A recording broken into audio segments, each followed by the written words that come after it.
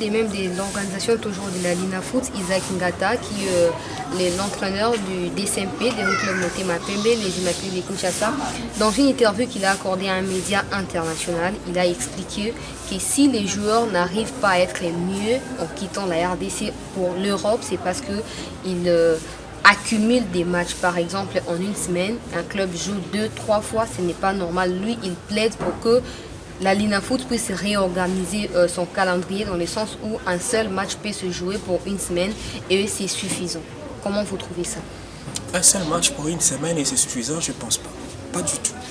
Pas du tout. Si nous prenons par exemple en Espagne, où vous avez, les clubs doivent jouer la Liga, les clubs doivent jouer la Coupe du Roi, les clubs doivent jouer la Ligue des Champions ou l'Europa League. C'est déjà pratiquement, c'est bien planifié, c'est bien planifié. Par contre, il faudrait qu'on puisse bien permettre à ce que le championnat, les calendriers soient cohérents. Or, les vrais problèmes de notre championnat, c'est les calendriers. Les calendriers, il y en a des clubs qui demandent des reports. La preuve, le dernier club Motema Pembe plus d'une fois a demandé les reports de son match. Il n'a pas voulu jouer contre Maniema Union, son dernier match du championnat de la Manche Allée.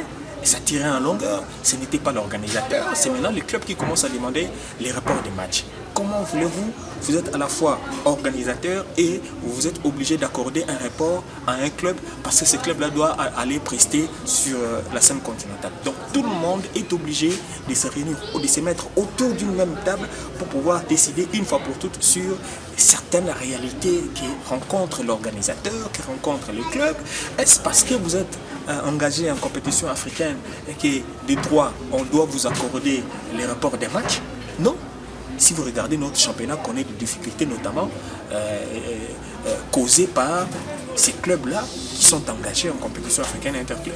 Parce que je vois mal un club comme Rangers demander les rapports des matchs parce que Rangers n'a pas joué, n'est pas sur la scène continentale. Vous verrez, c'est soit Vita Club, c'est soit des clubs Motema Pembe et de moins en moins Mazembe qui ne cessent de demander ou de localiser des rencontres. Donc ça c'est un fait. L'autre fait c'est aussi, comme je l'ai dit tantôt, la géographie de la démocratie du Congo et ses moyens de communication qui posent un sérieux problème. D'où j'en appelle à l'intervention de l'État, l'implication du gouvernement congolais dans ce qui est ses loisirs qui occupent tant bien que mal sa jeunesse. Donc il faudra vraiment qu'ensemble nous puissions nous mettre d'accord, nous puissions nous organiser, nous prendre en charge et faire face à nos réalités pour que les choses aillent de mieux en mieux. Parlons cette fois de l'équipe nationale congolaise, les Léopards de la RDC. Quel avenir pour le football congolais, sachant que la RDC ne fait que reculer au lieu d'avancer au niveau du classement mondial africain? Ah ben, là aussi c'est un problème sérieux. Aujourd'hui, nous avons tous tendance à regarder à l'étranger quel est ce joueur qui joue où, quand, comment. Parce qu'il faut toujours qu'il y ait des binationaux qui viennent, meilleurs soient-ils ou pas, ils viennent je ne sais dans quelles conditions, alors qu'il y a aussi des talents sur le plan national.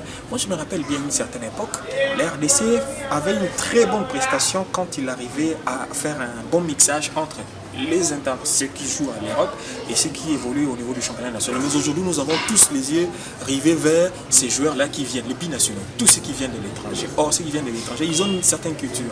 Il y a aussi des contraintes en termes d'organisation en interne. Il se passe beaucoup de choses, beaucoup de réalités, beaucoup de langues autour de cette équipe nationale, à la fois en interne, et que nous devons nous regarder en face et nous dire certaines vérités, nous fixer des objectifs. Je vais encore une fois de plus revenir à l'État congolais. L'État congolais doit fixer des objectifs à sa sélection nationale et y adjoindre les moyens et avoir un œil regardant sur ce qui se passe. Mais parfois l'État est un peu démissionnaire, il regarde les choses de loin et ils viennent juste donner de l'argent et sans pour autant bien sûr faire du suivi, et c'est là aussi le bas blesse. Donc nous devons, la RDC, on doit comme qui dirait se regarder en face et fixer des objectifs clairs et mettre des moyens pour permettre à ce que nous puissions bien nous faire une idée sur l'évolution. Si nous n'avançons pas, il y en a sur le continent qui avance. Aujourd'hui, nous sommes en train de regarder le Madagascar. Les Madagascar, oui, ils ont compris leurs faiblesses, ils ont travaillé là-dessus et aujourd'hui, ils évoluent. Nous, après qu'on ait été éliminé de la CAN, qu'avons-nous fait? Qu'est-ce que nous avons fait? Est-ce qu'il y a-t-il eu des résolutions? Est-ce qu'avons-nous tiré vraiment des solutions à ce qu'a été? Avons-nous tiré des leçons de ce qu'a été la participation de la RDC à la dernière CAN? ou qu'est-ce qui n'a pas marché parce que nous ne sommes pas passés loin de la qualification mondiale. La RDC n'a jamais été si près lors des derniers éliminatoires du mondial 2018. Est-ce qu'avons-nous vraiment tiré des leçons? Ou bien sommes-nous encore en train d'entretenir des conflits entre joueurs, attaquants? Aujourd'hui, on nous sort cette affaire des réseaux sociaux où certains viennent à dire qu'il y a des 10% qui leur a été demandé. Il y en a d'autres qui se disent non, il y a des secrets défense qu'on commence à sortir aujourd'hui.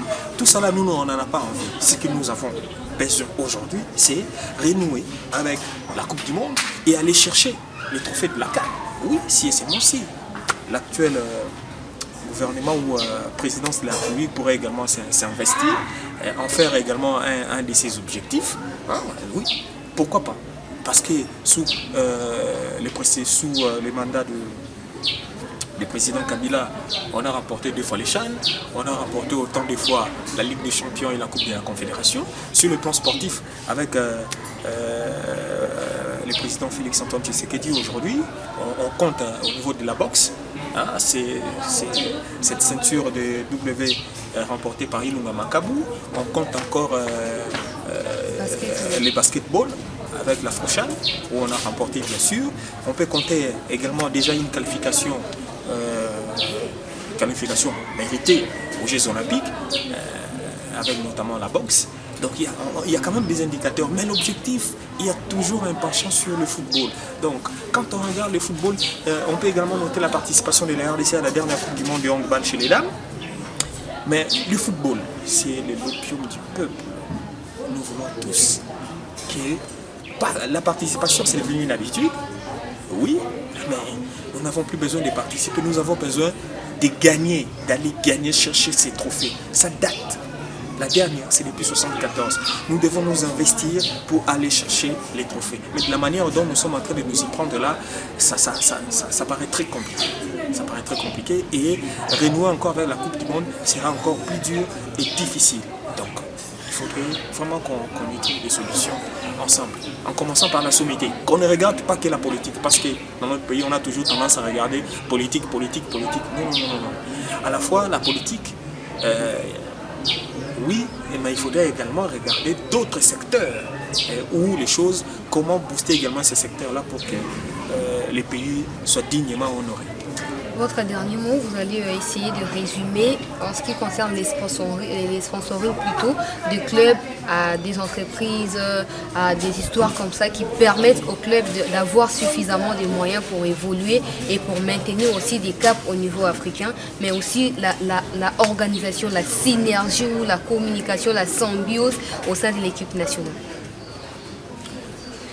Moi, je veux plutôt en appeler aux clubs. Il faudrait que les clubs deviennent de plus en plus sérieux en termes d'organisation. Parce qu'aujourd'hui, quand il faut aller chercher l'argent auprès de l'État, les clubs se disent ASBL. Nous sommes des ASBL. Et ils vont chercher l'argent chez l'État, et l'État donne l'argent.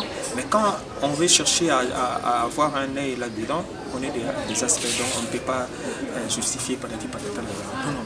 Je veux que tous soyons sérieux dans tout ce que nous sommes en train de faire. Qu'on s'organise mieux, que l'État organise les choses, que l'État édicte les principes d'organisation et que les sportifs ou les dirigeants se soumettent aux exigences de l'État et je pense que les choses peuvent bien aller. Sponsoriser, bon, de quelle manière? L'État déjà donne de l'argent, rien que pour les clubs qui participent aux interclubs de la CAN, mais il faudrait également que l'État regarde les autres. Parce que ceux-là qui participent là-bas se servent d'une manière ou d'une autre des autres pour se maintenir en forme, pour mieux prester, pour mieux représenter la nation. Donc il faudrait les mettre dans une certaine condition. On parle de la subvention. Il faudra qu'on arrive à l'ère de la subvention. Tant soit peu, l'État doit appuyer, accompagner ces clubs-là pour que les choses se passent dans de très très bonnes conditions. La population congolaise est en train d'accroître. Il n'y a pas assez d'emplois pour tout le monde. Ces encadreurs, ces dirigeants des clubs permettent à ce que ces jeunes gens-là, ne serait-ce que vivent de ce qu'ils font comme métier, qui est le football qui s'arrête quand on atteint les 30 ans déjà, il faut déjà songer comment arrêter. Donc j'en appelle plutôt à l'État pour que les choses se passe autrement. Mais actuellement, on est malheureusement plongé dans des buzz, dans tout ce qui nous occupe politiquement ou sur les réseaux sociaux. On sait comment ça se passe. On attend qui va dire quoi contre qui. La justice est également en train de faire parler d'elle. Des arrestations à gauche, des arrestations à droite. Le football, la pratique du sport est arrêtée. Que voulez-vous? Nous subissons tous. Même nous aujourd'hui, c'est très compliqué. Hein. Nous subissons tous, c'est ça la réalité. Donc, after Covid-19, after confinement, aussi nous ferons avec Covid-19, après bien sûr le déconfinement, je pense bien qu'il faudra qu'on regarde autrement la pratique du sport. Ne cherchez pas ce que nous tous, nous penchons vers la politique. Il y en a de ceux qui ne vivent que du sport. Si nous tous, nous devons nous dire, allons vers la politique pour vivre, ce sera très compliqué. Nous n'avons pas tous besoin de faire la politique pour que les choses fonctionnent très très bien. Donc voilà ce que je peux un peu dire. Je sais que ça paraît très compliqué, mais bon, j'espère bien que les choses vont vraiment bien aller. Merci d'avoir répondu à ma question. C'est à moi de vous remercier. Vous avez certainement compris que c'est la fin de cette émission. En tout cas, je vous remercie pour votre attention soutenue et je vous donne rendez-vous dans un tout prochain numéro.